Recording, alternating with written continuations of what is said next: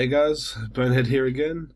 Doing another build video for you guys. Another one here for the Juggernaut. Ever since the game has been increased to level 55 as the max, people have been asking for the level 55 builds for the new trees. So as you can see here, these trees have more abilities and things in them than they used to do.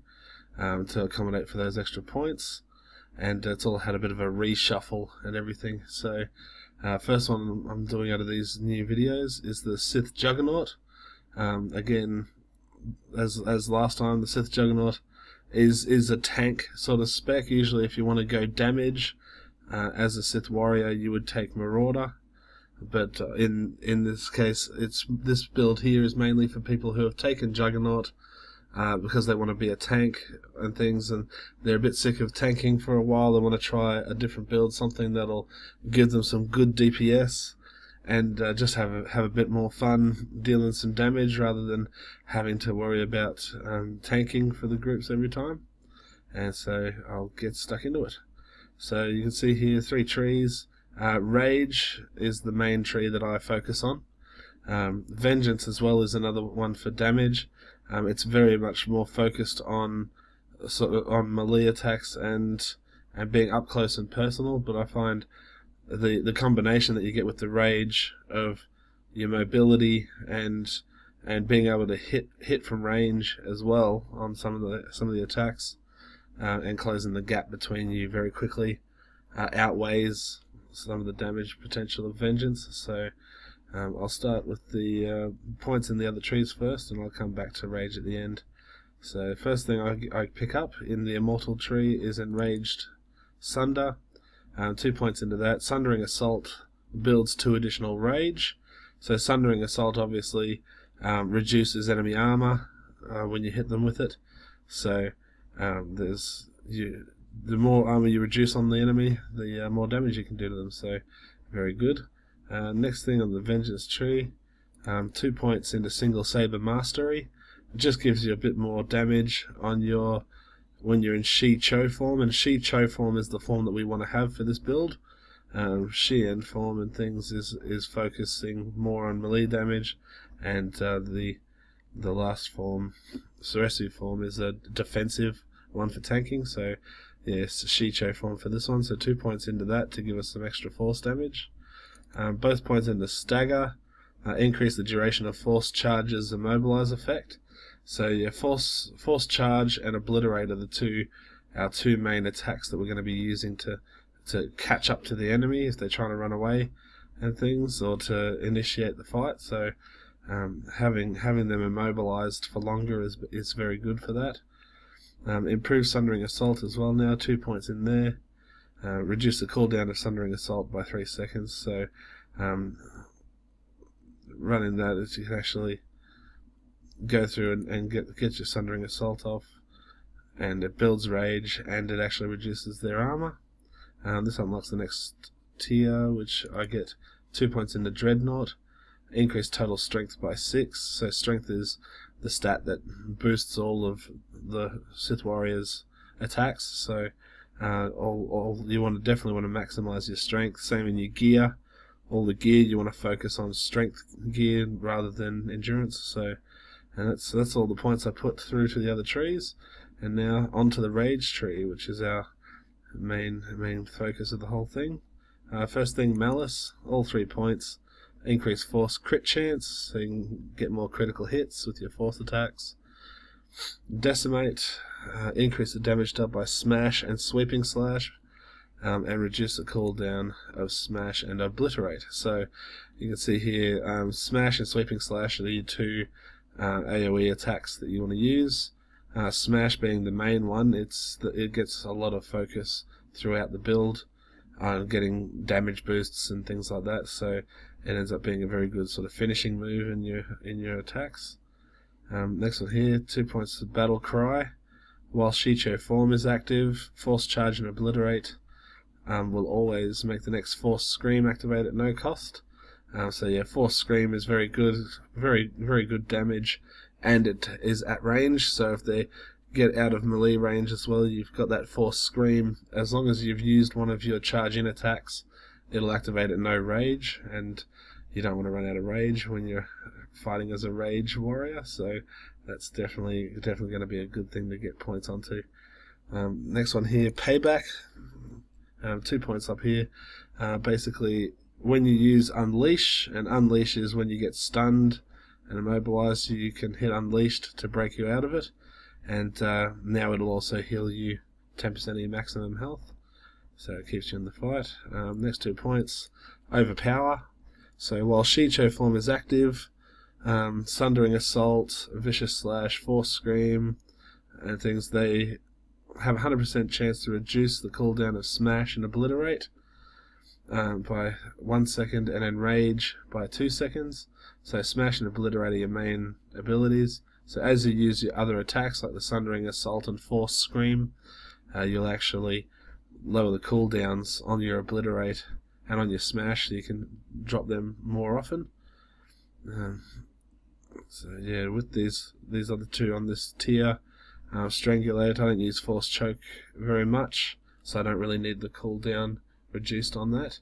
And Brutality, Vicious Slash, and Vicious Throw, you don't use them very often in this build, so I don't usually focus any points towards that. I go straight up here and get Obliterate, which is our main jump in attack. So you jump to the target, and you'll damage them for good damage and immobilize them for 1 second. So you straight in and hit them with that from range if they try and run away, and it'll immobilize them so you can keep getting more hits on them. Next one you want to pick up here, Oppressor. Force Charge, Obliterate, and Intercede have a 100% chance to grant Oppressor. So your next Chilling Scream will cost no rage and activate quicker. And so Chilling Scream is like an AoE slow, so it's very good if you charge in with an Obliterate. That'll activate this Oppressor, which means you can actually throw out a Chilling Scream, and that'll slow the enemy down. They can't run away as fast. All with this whole build of trying to have more mobility and slow the enemy down or stop the enemy in their tracks. So yeah, definitely worth picking up that.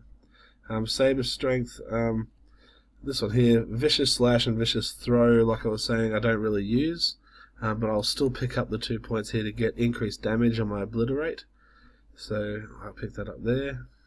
Next tree up, Dominate. Okay, so 2 points into Dominate. Force Charge and Obliterate will now make your next Smash used an automatic critical hit. So like I was saying earlier, there's a lot of boosts to make Smash a more powerful ability, and so this is one of those where now, as long as you've charged into the fight, you'll actually be able to have an automatic critical hit on that Smash. And then as well over here next to it, Shockwave. As long as you're in Shicho form, which is the form that we use, Enrage grants 3 stacks of Shockwave. Each stack of Shockwave increases the damage of Smash by 33%, so it'll basically double the damage. Once you've got 3 stacks, you'll actually double the damage of Smash, plus with the Dominate you'll have the Smash will actually critically hit as well, so all boosting that big Smash attack at the end of your rotation. Additionally, each hit of Force Crush, Force Crush being one of the top tier ability, will also activate the Shockwave, so your Smash becomes more powerful. Now, Enrage is actually when you're out of rage and the fight's been going on longer than you thought and you've used all your rage up, you can hit onto the Enrage and it will automatically give you a whole bunch of rage to use, and now it'll also have an extra 6 rage generated over 6 seconds, so you'll get a hit of rage at the start, rather than having to use rage building attacks. You can actually come in with this here and whack onto that, and you'll actually have a bunch of rage to keep attacking, and as well as that, the Enrage will give you your increased damage on the Smash, so it all builds together. well, that's the way it does that. So yeah, next level up, gravity manipulation. Just 1 point there. Reduce the rage cost of obliterate and force crush. So yeah, your obliterate now has less of a rage cost. That's always good. Next one here, force jump. Obliterate can now be used while immobilized. So that's very good, especially if they realize that you can chase them down really well.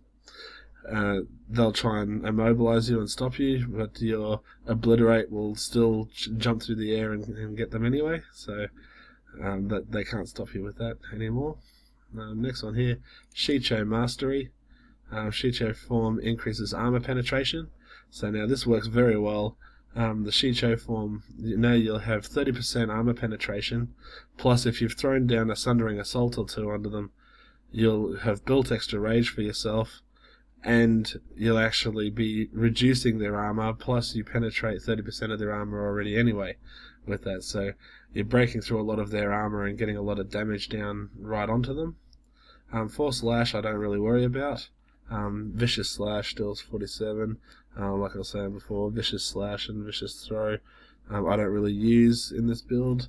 I'm focusing more on getting obliterates and sundering attacks and things, and shock and the shock hit smash. So yeah, I don't really focus on that one at all. Next one here, Dark Resonance. Increase crit strike damage of all attacks. So obviously more damage when you critically hit, and we've already got in here and things increasing our crit chances as well. So that's gonna work well. Next one here, reduce the activation cost of enraged defense by 2. So this one here, it really is just to get to the next tier. But when you're in a fight and you're outnumbered, enraged defense, if you throw onto that, that will keep you alive a bit better. Next thing up in the tree, cascading power. All 3 points into that. Increase all damage dealt by 9% for 6 seconds after using your smash. So that works very well for when you go through and you charge in and you're using your sundering attacks and your force screams and your smash and everything. Once you lay that smash down, that's all boosted from these other things. If that hasn't killed them yet, you also have 9% increased damage on all your other attacks now, so you keep going through your rotations and laying down even more damage. Force resistant, I get 2 points into. Reduce the damage from force attacks by 6. In addition, whenever you reflect force damage with saber reflection, you build 2 rage. So again, with the enraged defense and saber reflect, both for defensive, when you are getting overrun, you can pop that up, and that will now build rage for you, which works very well. So if you take the hits, and then you can get back in and keep attacking, and that gives us our top tier point, which is the Force Crush. Force Crush is brilliant. It's a ranged attack. Progressively slows the target from 50% run speed down to 5% over 3 seconds. Every second it's dealing damage, and at the end it crushes the enemy, dealing an additional large hit of damage at the end. And so the way I work this is, I'll throw the Force Crush on first, which slows them down, come in with an Obliterate, which activates all these other things, and that way your Force Crush, as well as it's ticking away, is actually adding to these shockwave stacks, so your smash becomes more powerful, so you don't have to use your Enrage to get your first bigger smash damage off. And so yeah, you can actually throw that out there first, slows them down and they're taking damage already, then come across with an Obliterate, or if you can't get the Obliterate off, you've also got your other Force Charge attack, which, as you can see down here, has a better immobilize now too because of that. So you can charge in, use that from range, charge in, force scream them, sunder assaults and things, build up that big smash, and then just keep wailing on them. If they run away again, you've got your Obliterate and thing to catch up to them, and you've also got your Chilling Scream to slow them down even more if the Force Crush ends. but usually then you can get another Force Crush off anyway. So yeah, very good, very annoying like build for other people when they can't run away from you because you keep chasing them down all the time and slowing them and stopping them in place. So yeah, so let me know what you think, guys. Try the build out. I find it's very effective, and it's a good option for someone who's chosen the Juggernaut spec and just wants to deal some damage and have a bit of fun rather than just tanking. So Bonehead out.